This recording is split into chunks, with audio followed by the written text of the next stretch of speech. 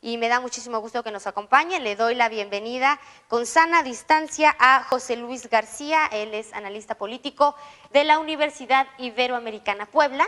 Muy buenos días, gracias por estar con nosotros, bienvenido. Muy buenos días, muchas gracias por la invitación. Estamos nosotros pendientes de las actualizaciones.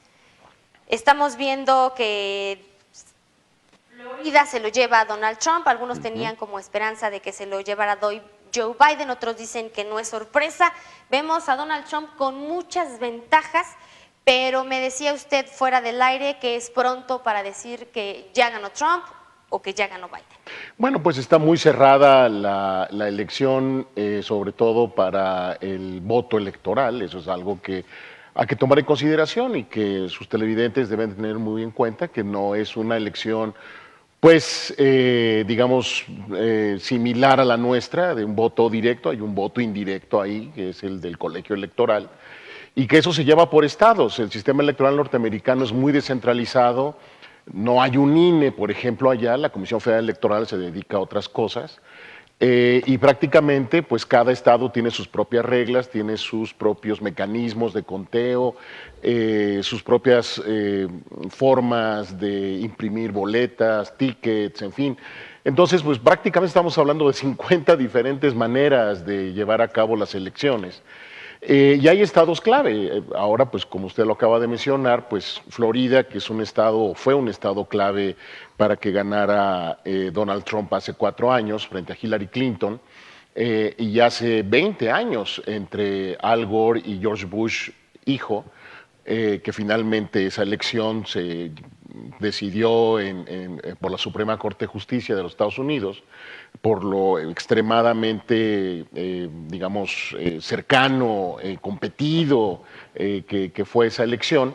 Entonces, pues no había un ganador claro y lo tuvo que decidir la Suprema Corte. Aquí, pues como se puede ver en el mapa, pues realmente lo que estamos viendo es que efectivamente el candidato Joe Biden va un tanto adelante. Quizá no le sea suficiente dependiendo qué estados vaya a ganar posteriormente. Un estado importante aquí es Pensilvania, que pues probablemente acabe su recuento por ahí del viernes. También es importante mencionar que hay muchos millones de votos que están todavía, que están todavía ahí listos para contarse, y que son los votos que se enviaron por correo o que se hicieron anticipadamente también. Entonces, bueno, pues depende también de las propias reglas electorales de cada estado, que permite que esos conteos se hagan días posteriores. Ya se ha sucedido a lo largo de pues diferentes elecciones en la historia de los Estados Unidos. Entonces, no hay por qué, tal como lo dijo el candidato Joe Biden, apresurarnos. Eso hay que tener paciencia, en fin, sobre todo en una elección muy competida. Y yo creo que ahí está el problema, porque precisamente en la madrugada, pues lo que vimos fue el presidente Trump 1 hora antes, Joe Biden diciendo, bueno, esto no está nada decidido. Después el presidente Trump diciendo o acusando sin pruebas de que pues había un fraude y de que pues estaba alterando el sentido del voto. La verdad es que se tiene que contar el voto. En cualquier democracia, sobre todo una democracia madura como en los Estados Unidos, pues realmente cada voto se tiene que contar. Entonces, bueno, eso va a tardar todavía porque estamos hablando aún de millones de votos que se tienen que contar. Y sobre todo en estados clave como Michigan, como Pensilvania, por ejemplo, como Georgia, que a pesar de que se ve ahorita, pero como en el caso de Wisconsin, que cambió en la madrugada, ¿verdad? No porque se haya caído el sistema o alguna cosa así, ¿verdad? Sino porque es por el conteo tarda. Entonces, bueno, pues de alguna manera u otra, pues esto, digamos, puede seguir, como lo ha dicho el candidato Biden, por su curso, ¿verdad? O también puede seguir, como lo ha dicho el presidente Trump, que él pues ya está dispuesto, ¿verdad?, con un equipo de abogados para ir ya a los tribunales a poner demandas precisamente para detener la votación teniendo en consideración que estos votos que aún están por contar quizá no le favorezcan. Entonces está muy incierto todavía. Yo creo que está un poco más claro en la Cámara de Representantes, que es algo que seguramente los demócratas van a sostener en su mayoría. El Senado también está muy peleado, por lo menos hasta las últimas cifras que yo tuve la oportunidad de ver, iban 47-47, entonces pues... 46-47 ahora, mire.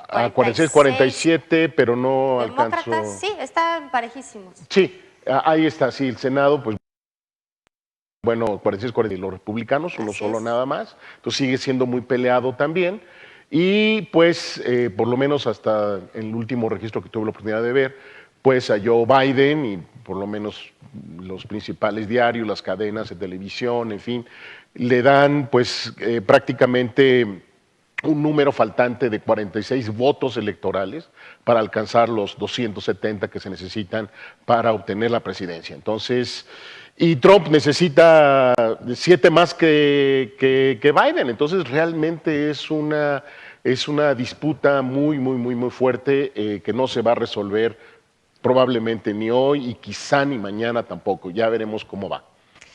Lo que está haciendo Donald Trump es adelantarse. Ahorita decía hay que tener paciencia y efectivamente si algo no tiene el presidente Donald Trump es paciencia. Adelantarse incluso antes del día de las elecciones, él ya había dicho yo voy a ganar y si no gano es porque hubo fraude. En ese escenario legal, ¿qué esperaría Estados Unidos? Bueno, esperaría definitivamente mucha incertidumbre. Y hay varios escenarios ahí también, ¿no? Quizá un escenario, digamos, muy extremo es el de protestas, sobre todo de grupos que han estado apoyando, y lo hicieron durante la campaña, al presidente Trump y que él mismo se negó a, pues, a decirles claramente que se detuvieran, ¿verdad? O a condenarlos. Por ahí ustedes lo mencionaron, está este grupo Antifa, que aparentemente es el otro lado del espectro, pero más bien de un sentido anarquista, por lo que se comentó en la nota, pues manifestándose en la capital, ¿verdad?, en contra en general de las elecciones. Lo que se puede observar muy claramente es que la sociedad norteamericana está muy polarizada. Esta no fue una elección que, como pensaban los demócratas muy optimistamente, iban a arrasar, así como un tsunami azul, un tsunami demócrata, ¿verdad? Pero tampoco Trump ganó como él pensaba, y desde luego llegar a esta hora, no fue como hace 4 años, con una desventaja, pequeña pero desventaja, que le hace decir lo que precisamente dijo durante la madrugada. Y por el otro lado, también pues los demócratas, pues pensaban que quizás iban a tener oportunidad en ciertos estados como Texas, que pues no lo ganó tan holgadamente, ¿no?, Trump, pero creo que hicieron un trabajo que ve muy claramente, o se puede observar, cómo ha ido cambiando la demografía en ciertos estados. Uno importante es Arizona, por ejemplo, que pues usualmente había votado republicano y ahora votó demócrata. Nevada es interesante verlo también, ¿verdad? Y hay otros estados que, bueno, pues se sabe que siempre votan o republicano o demócrata, ¿verdad? Como el caso de la costa oeste, estado de Washington, Oregón, California, que se los llevaron los demócratas de cajón, o todo el medio oeste de los Estados Unidos, ¿verdad? O sea, las Dakotas, Idaho, Wyoming, Kansas, Iowa, en fin. Entonces, pues realmente no hay muchas sorpresas ahí, pero lo que sí se puede ver, independientemente de los colores en el mapa, es que el resultado está muy cerrado. Y eso es algo que se ve en las democracias contemporáneas. Las elecciones realmente están siendo muy cerradas, muy competidas y pues muestran mucho la polarización de las sociedades. En este caso, la sociedad norteamericana realmente está muy polarizada y el trumpismo, aun cuando pierde el presidente Trump, en ese caso, el trumpismo va a tardar. O sea, realmente se va a mantener esa tendencia, ¿verdad? Ahí como parte importante de la sociedad norteamericana. A ver si podemos ver rapidísimo la tabla de los estados clave que esté justo abajo del mapa que estamos viendo, que no se ha movido, continúa con 227 puntos para Biden y 213 para Donald Trump. Ahí están los considerados estados clave, los vamos a ver hasta ahorita, que nos queda muy claro y así para redondear lo que nos decía, Las elecciones se hacen de manera local, con sus reglas de operación locales, hay que esperar a que los estados digan, no está nada dicho, y hay que esperar a que llegue el voto anticipado y el voto por correo, que puede tardar días en llegar, y que fue muchísima la gente que votó anticipado, 100 millones de personas. Pero vamos a ver lo que nos arrojan los resultados al momento. Mire, en Georgia, que estos son los estados que usted mencionó y que son considerados como clave, va arriba Donald Trump. En Pensilvania, que es de los más peleados porque arroja 20 puntos que le caerían muy bien a cualquiera de los dos. También va de momento arriba Donald Trump. No veo muy bien, pero creo que es un 55.1%. Sí. Sí está un poquito más despegado ahí. Sí. En Wisconsin, ¿quién va es arriba? Donald Trump, es Joe Biden. Joe Biden va pero es arriba. muy pequeña la diferencia. Cerradísimo. Muy en cerrado. Michigan sí va arriba Donald Trump. En Carolina del Norte también va arriba Donald Trump. En Arizona va arriba Biden, que era lo que usted mencionaba. Son 11 puntos electorales y son muy buenos. Suponiendo que ganara los que va arriba ahorita Joe Biden, tendría Wisconsin y Arizona. Wisconsin le da 10 puntos, Arizona le da 11, necesita todavía 46 todavía. Está muy cerrado, fíjese Está muy que cerrado.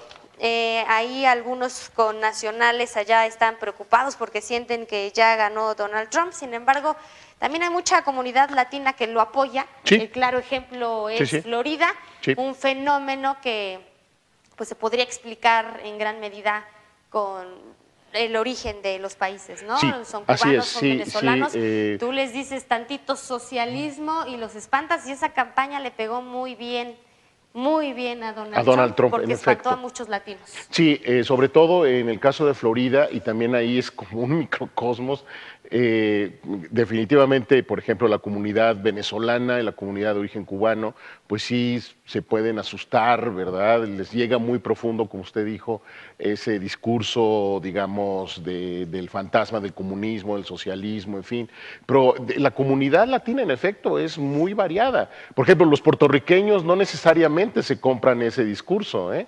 Ellos, la comunidad puertorriqueña, por lo que se sabe, votó muy claramente por Joe Biden. La comunidad mexicano-americana pues está dividida, todo depende, pero fue interesante ver, por ejemplo, el caso de Texas, cómo ha ido cambiando también su perfil, a pesar de que quizá no lo ganen los demócratas, probablemente no lo vayan a ganar. Sí es importante observar que ha cambiado el perfil. Ya lo ganó Trump, ya está dado para Trump, bueno, en fin. Pero cerradísimo. Exacto. Pero el caso de Arizona es muy interesante, muy interesante, porque ahí realmente quienes hicieron ganar a los demócratas, pues es la comunidad mexicano-americana también. Entonces, sobre todo, desde luego, estando casi en la frontera, ¿no? Entonces, porque, digamos, el centro republicano se concentra más en Phoenix y sus alrededores y no en Tucson y sus alrededores. Entonces, bueno, ahí pues también cuenta mucho cómo ha ido cambiando el perfil. Y va a ser interesante, en la medida de que vayan saliendo más datos, ver cómo podemos ir, digamos, desengranando, ¿verdad?, esto, desagregado también en términos, por ejemplo, de cómo votaron las mujeres de los suburbios, las mujeres con estudios universitarios, los hombres blancos con estudios universitarios. Se decía mucho que los hombres blancos sin estudios universitarios de alguna manera u otra eran así como el núcleo fuerte, pero también hubo un importante de hombres latinos, ¿verdad?, que empezaron a votar mucho por Donald Trump, y también hombres de color. Entonces, pues va a ser interesante. Sobre todo, ahí hay dos grupos que me interesaría mucho ver, vamos a ver cómo sale, pero ese grupo de los jóvenes, por ejemplo, que han estado siendo muy castigados por la pandemia, no están yendo a sus clases, en fin, ¿no?, el desempleo. Y desde luego está el grupo de los adultos mayores en los Estados Unidos, que también fue un grupo importante que apoyó a Donald Trump hace 4 años. Entonces, pues habría que ver precisamente dónde está eso. Pues parece ser que aún así, con todo, independientemente de los resultados, a Donald Trump sí le funcionó su estrategia, ¿verdad?, de ir directamente con su electorado, que se empezó a ampliar también, sobre todo en los últimos días, con esos días tan intensos que tuvo Donald Trump al final de su campaña. mucho más intensos, ¿verdad?, que lo que se podría haber visto de Joe Biden. Entonces, pues quizás ahí como que los demócratas volvieron a cometer el mismo problema, ¿verdad?, la misma situación de hace 4 años, como que empezaron a decir, bueno, esto ya lo tenemos ganado, no lo vamos a trabajar más, en fin, y quizás eso sea el resultado. Entonces, bueno, pero todavía hay que esperar un poquito más. Hay que esperar, me dice, 1 o 2 días tal vez para conocer el resultado final, nada Sí. está dicho. Gracias por estar con nosotros, por compartir con nosotros. Rápidamente le quiero hacer una pregunta y le pido que sea muy breve, el por qué muy breve. ¿Qué le conviene a México? ¿Que gane quién? La relación México-Estados Unidos es una relación bastante estable. Hay ciertos temas, la cuestión de la seguridad, la migración. Hay otros que salen ahí, la energía, está saliendo la cuestión laboral también. Independientemente de quién gane, realmente es algo que ya está muy administrado. Okay. Desde mi punto de vista, creo que este gobierno ha tenido ya un acomodamiento con Trump.